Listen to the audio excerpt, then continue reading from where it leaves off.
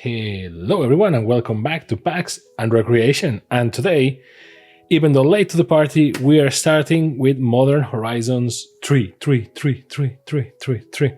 And what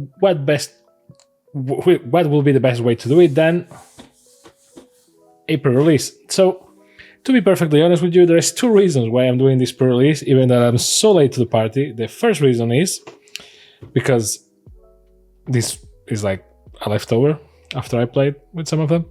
So, yep. And the other is because I was like, nah, not going to.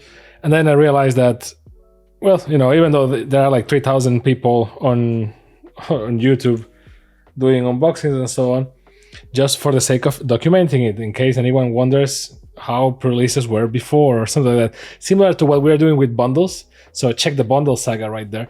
But, yep, pre-release. Plus, well, Modern Horizons 3 is kind of a heavy hitter with the play boosters. More or less, cards kind of evaluated, so, you know, should be fun. Again, Modern Horizons 3 is a pretty. It's a very pretty pre-release box, kind of simple, but it is what it is, right? You see just like the storm or whatever, which is kind of what, because it's just a ship, and then the what's the name of these things? The things from Zendikar, I can't remember the name. And then the actual monsters are in the back, which I take it as a twist, kind of. It's kind of nice. So let's see. The best things come in threes. Well, more or less, yes, but I get the idea. So this is Ugin's Labyrinth, or at least I hope, because that's the only card that I recognize that is more or less similar to this. Then let's see. One thing that I really like about the pre-release format, I love that they stick to it for a while and then they change it. I love it whenever they change it because it's like, oh, let's see. The problem is that, to my humble opinion, oh, nice, the box is pretty much the same, because the art is very cool, not gonna lie. In my humble opinion, a lot of times when they change the art or the format is always for the worst. It's just to save money, which is a shame, because I like to see this kind of, this is a kind of a nice engineering process. Like, oh, let's do it like this. So everything is paper or cardboard or whatever. Even though this is soft cardboard, but you get the idea. And you open it like this, right? And you have the box, then you have the token and so on. I like this thing very much. So the counters that I think I'm the only person that even cares about this. So on one side is like flying, +1/+1. Haste, I think, and dizzy, or summon sick or something. So flying, summon sick, even though it shouldn't be summon sick because that's not a thing that you put in your cards. +1/+1. Or is that Death Touch? I can't remember for the life of me. Like, I know that the symbols of the statuses are standardized to a degree, but are they though? Because sometimes it doesn't even feel like Wizards is on the same book regarding their own symbols. So very meh, to be honest, but yeah, it's Modern Horizons, so I guess they are celebrating the, these are the expensive sets, so they're just like, yo, Planeswalker symbol, kind of thing, right? Not too much. And then I kind of like this.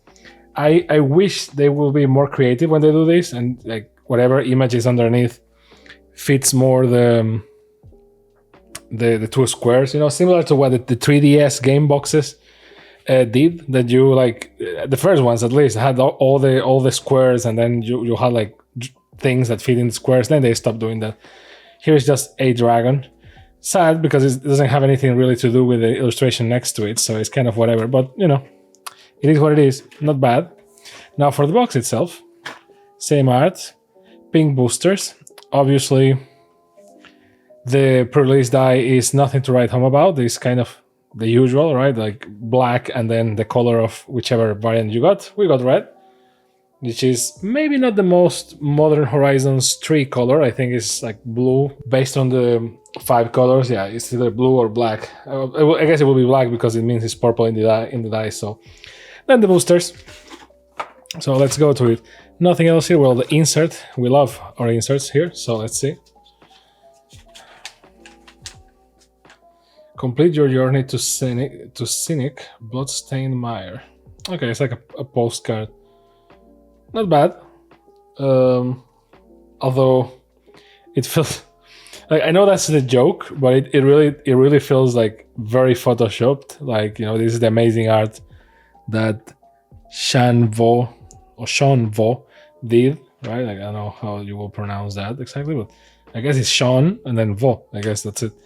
But this looks like, and this is something that I'm curious about. Like, they asked Sean to do the art, right? So, and then someone on Wizards like, I just put two things here, or did they have the? Because I doubt very much that the artist will be like, yeah, let me just draw something that is not in the style completely, unless, you know, that was the joke or something. And here, how to build a pre-release deck, which is what it is. A divider, the actual only one divider that is kind of useful. Then the promo, which is kind of thick, so we get more than usual. And then the 6 boosters for Modern Horizons 3. The best of draft and set boosters, which is crazy, guys. So let's put this here. Let's put this there. And, well, actually, let's put everything in there or whatever. So let's see what the promo card is. Can we ninja this? I don't think so. Can we? No. The paper ones, yeah, the paper ones are kind of, yeah, not easy. Like, technically you could with a pair of scissors. So if you ever want to do this, like if you want to preserve this for some reason, although, you know, historical preservation or something, even so many. Let's see what the promo is. Flare of Cultivation. Let's go, right there. So 1 and 2 green, you may sacrifice a non-token green creature rather than pay this spell's mana cost. Search your library for up to 2 basic land cards, reveal those cards, put one onto the battlefield tapped and the other into your hand, then shuffle. Not bad. Then, so green normally goes here. So a bunch of placeholders because of double-sided cards, and a code that you can use in Magic Arena, or Arena. So, not bad, not great. A lot more bulk than you expected. And now, let's go to the boosters themselves. Are we gonna pull something crazy? Let's see. Rosacut Knight. Infernal Captor. Okay. Petrifying Meddler. Scurrilous Sentry. Basking Broadscale or Brutescale. I remember watching the spoiler for this card and getting very nervous for the stupidest thing, which is the lizard is. I mean, I know that the thing is that is an Eldrazi lizard, so that's why it's all weird. But this appendix here is making me very nervous, and not because of anything weird like you may be imagining. It's just because it's like what a thing. So can we talk for a second about how cheap it feels that Wizards is like, oh, this is a deluxe set, just put Eldrazi's there. It's like, people, do you really like Eldrazi's that much? I mean, yeah, big thing go boom, right? But is your favorite Avenger Hulk? Like, that's kind of how it feels. Like, again, I love Hulk in the comics. In the MCU, it's just big man goes boom, and in, you know, Avengers Infinity War, not even that, because he gets humiliated pretty fast to Thanos. And yes, I know that it was done to show the power of Thanos, because it's like, oh, look at how fast Thanos humiliates Hulk. So that then you know how powerful Thanos really is. Like, yeah, but in the comics, which is the way of saying actually, in the comics, Eldrazi Linebreaker. I mean, yes, the power of Hulk is dictated mostly by the writer. Double rare, let's go. Thief of Existence. Same type of card, like one colorless and 1 green for an creature Eldrazi with the Void. Not bad. And then a foil, okay, not bad, not too shabby of a pack. Warm Power Stone. And just a battlefield tap. And gives you 2 colorless, which is not bad. Okay, here go the artifacts. I knew I was forgetting something. Then an island and a copy token. Let's just put, like, I guess lands here or something. Like, no one cares. So next, yeah, in the comics, basically what happens with Hulk, which is the closest thing we have to an Eldrazi, is it is as powerful as the writer ones, right? So yes, you can have Hulk be like, same happens with Spider-Man, right? Spider-Man can pretty much like lift anything, or pretty much anything, but it depends. Sometimes Spider-Man is super strong and can do whatever, and sometimes struggles to lift a car, right? So it depends a lot on the writer and or the team doing that comic.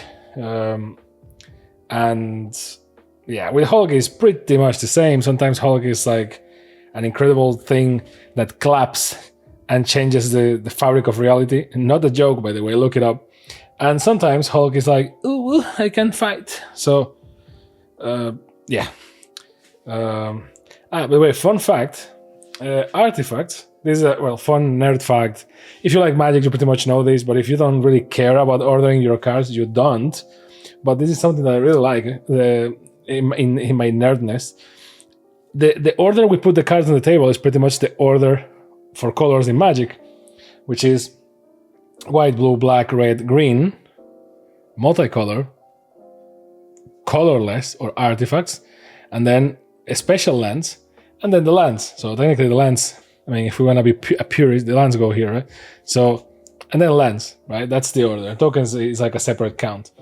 So you will assume that when you see a card like this, like glaring Flesh Raker or Flesh Racker or something, this will be also like I am going to put them here for the sake of easiness, because it's like, you know, it's all colorless, etc. But technically, if you look at the number, this is card 007. So colorless cards, which is this, not the same as this, because this is generic mana. This is actually colorless mana. Colorless cards actually come before white, because I guess 0, 1, 2, 3, right? So that counting. So funny enough, the way of doing this should be like this. So the more you know, right? So that's kind of one of those things that only me and a couple of nerds care about, but it is what it is. That's also a problem that I have sometimes. Sometimes I say like, oh, it's like 2 and 1 colorless. Like, no, it's like 2 and 1 generic. Colorless is a different thing. Ooh, Pearl Air. Oh my God, Pearl Ear, Imperial Advisor. Wow, someone at Blizzard hates people that doesn't speak English natively, because Pearl Ear Imperial Advisor. Yikes! So for 1 and 2 white is legendary creature Fox Advisor.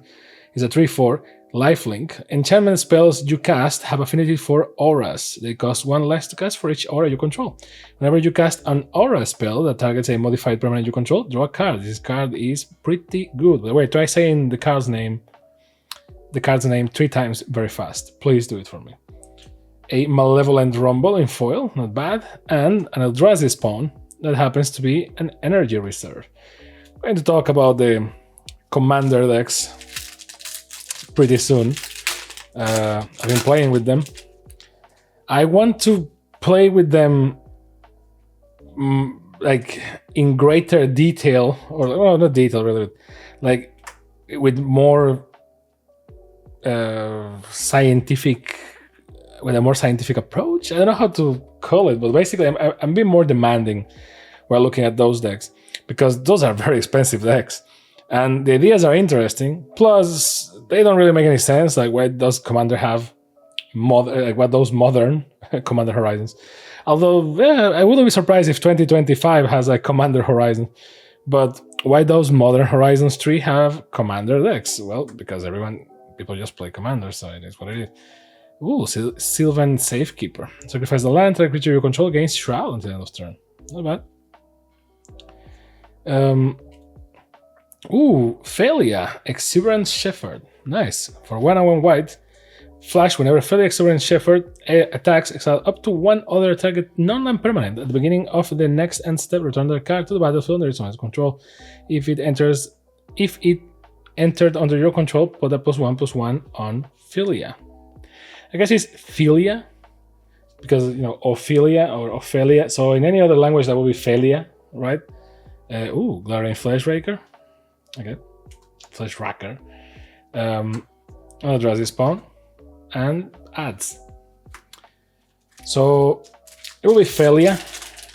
But I saw a YouTuber, I don't remember who, that was talking about that card. And I was seeing, I think it was because of the accent or something. They were saying Phyllis or something like that, and it just sounded a lot like phallus. And I was like, bro, please don't. He's a cute dog. Come on, don't do that. And it wasn't like intended.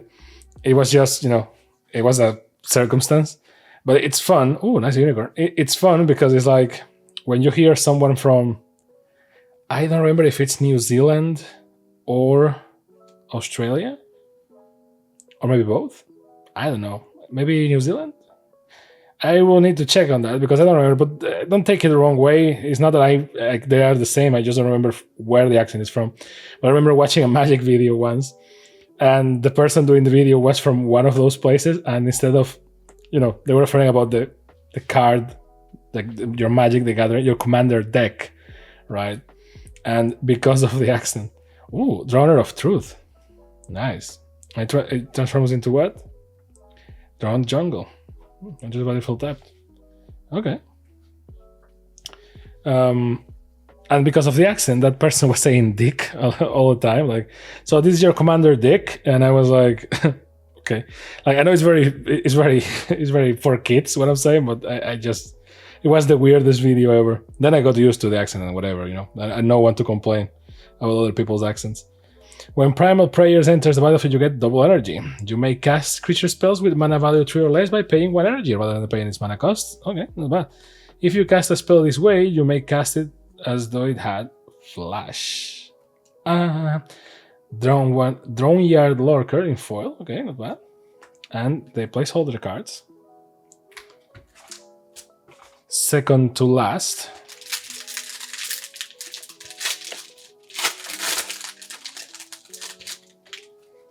So just to be clear, we're not hoping to get any crazy pulls or anything. It is what it is, but it's always fun. Plus, what's going to happen is that I already have the other pre-release that I opened off camera when to play in the pre-release. I can just keep them as is, which I'm going to do is just after the video, I'm just going to put everything together, and that's like my pre-release, and we can just try to make a deck with whatever is in here, right? It's like reusing the pre-release as a pre-release, right? Which you can see it as lame, or it's just cool because we are recycling, but it is what it is. But it's just funny that the old frame is just like here in the middle, like it's nothing. I didn't even react. And also fun that it is this, like Meltdown, and then the set is like, okay, the set is Modern Horizons, but the original set is Brothers War. It's like, what? Guide of Souls for 1 white, human cleric. Whenever another creature enters the battlefield under your control, you gain 1 life and get energy. Whenever you attack, you may pay 3 energy. When you do, put 2+1/+1 counters on and a flying counter on target attacking creature. It becomes an angel in addition to its other types. Okay. And a Thraben Charm in foil, not bad. It's actually a very plastic foil. Weird. Oh, nice. Full art planes. Coolio. I love it. Well, I don't know if I love it, but like all the full arts, if I recall correctly, have the Eldrazi in them. Just wreaking havoc. And this is Monumental Henge. That art cards as well, so like, why not? That reminds me of that song about Stonehenge. I can't remember the rhythm of the song, but it was from Ylvis, which you likely remember. Maybe you don't remember the name, but you remember the song that made them ultra famous, which is, what does the fox say? So that song is from then, Ylvis. And then if you go to their channel, it's actually a very fun channel. They do a lot. They have a lot of other songs, and they have sketches, and a lot of them are in English. There are some that are not, but most of them are in English. Maybe it's not your type of humor, or maybe it is, because if you like the songs, it's pretty much that same absurd humor, which I find funny. And they have some songs, and a lot of songs actually. And there's one about Stonehenge, and it's just unhinged. See what I did there? Junk Diver. Okay.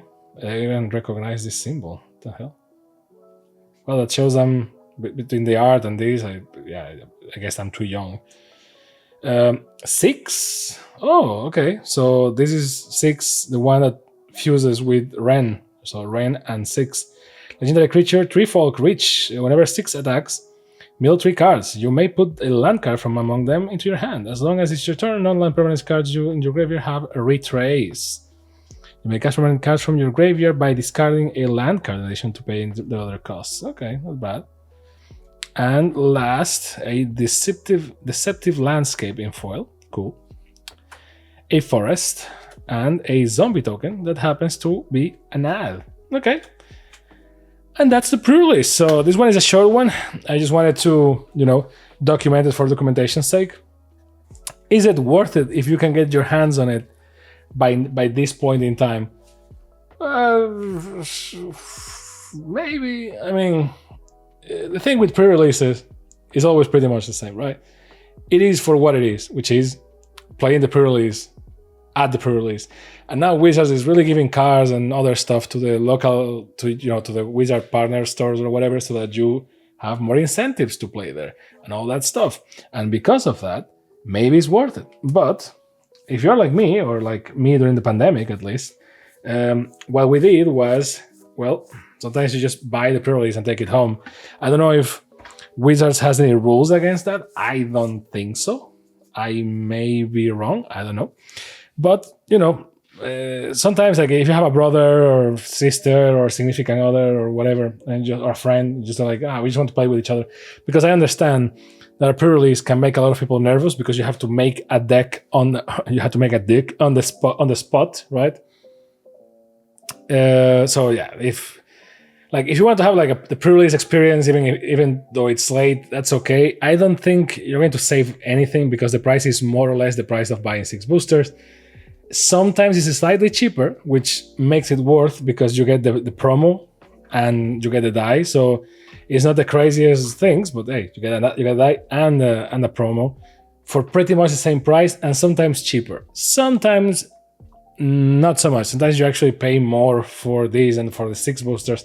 So you really have to do the math and see if it's worth it to buy the boosters or buy the thing. So it's up to you. I think it's okay, but it's nothing to write home about. Like, I like the art, not bad, but they really try to make them disposable, because the mofos don't stay like pristine. They are like always like crooked and stuff like that, and it is what it is, right? So it's a product to use, to be like, yeah, I went to the pre-release and that's it. So I think we got decent pulls, nothing to write home about, but that's also a testament of the prices of Magic cards nowadays, because everything just comes out so fast and dies so fast because there's another new set coming, that prices are just diluted. So it is what it is. So make your own decisions, and remember, if you want a card specifically, just buy the single. It's a lot easier, a lot cheaper. And well, I guess that pre-releases now are a little bit more worth it now, because they are play boosters and instead of draft boosters. So that's the only type of booster that you get now besides collectors. And the Assassin's Creed ones that are whatever. So technically, you do get, more rarities, and technically you get more punch sometimes. But again, up to you. Technically, this is to play and not to get rich. So it is what it is. Thank you very much for watching. Don't forget to like, subscribe, and all those cool things that the cool kids do. And I will see you next time on PAX and Recreation. Bye.